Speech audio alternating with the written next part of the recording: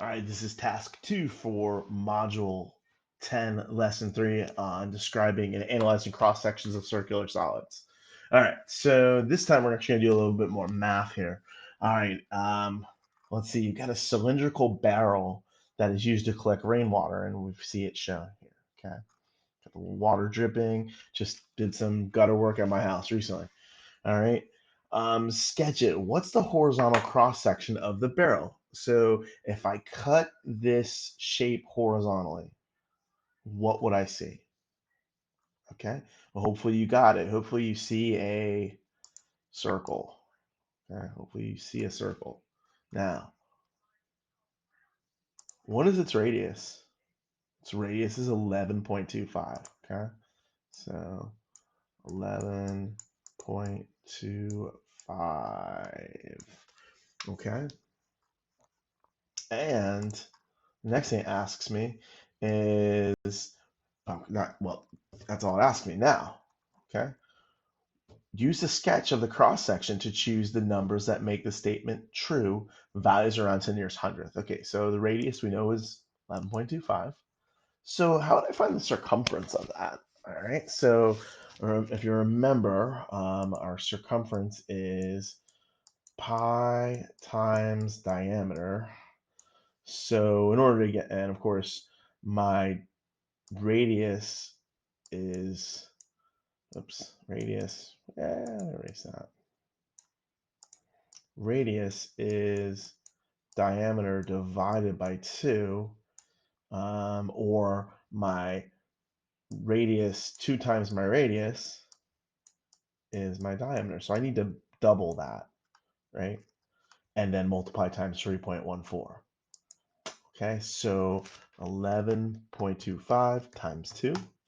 And that's my, that of course is my circumference. I'm sorry, my diameter, and then times 3.14, so 70.65. Okay.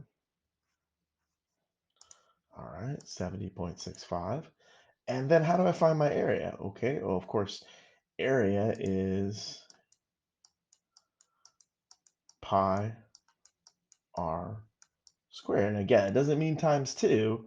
That means my radius times 3.14. Okay, so I already have my radius, right? 11.25 times 11.25 times 3.14. And there I get, I'm rounding to the nearest hundredth. So that's 397.41. And there it is. Check it, and we're good. Okay. Now, what about if we sketch it vertically or cross it vertically? Okay, so now if we go top to bottom, what shape is that going to make?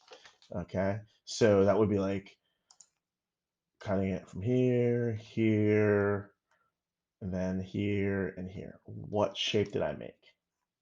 That's right. Now it's a rectangle, and I already have the height of the rectangle, right? I already have the top of it, so 11.25. Okay, I already have the width of it, and I know the height because they told me that it was. I'm sorry, I apologize. That's not 11.25. That's the. I already know the top of it. That is 22.5 because that 11.25 was my radius, so 22.5. So I need to know my diameter, and I already know how long it is. It's 33.5. So now how do I find the area of this? Well, it's just length times width, right? Okay, so 22.5 times 33.5, and that's 753.75. Okay, so let's hold on to that. Okay, there it is. And of course, that's in square units. Check it. We're good. Okay. Hopefully this tutorial was helpful for you. All right.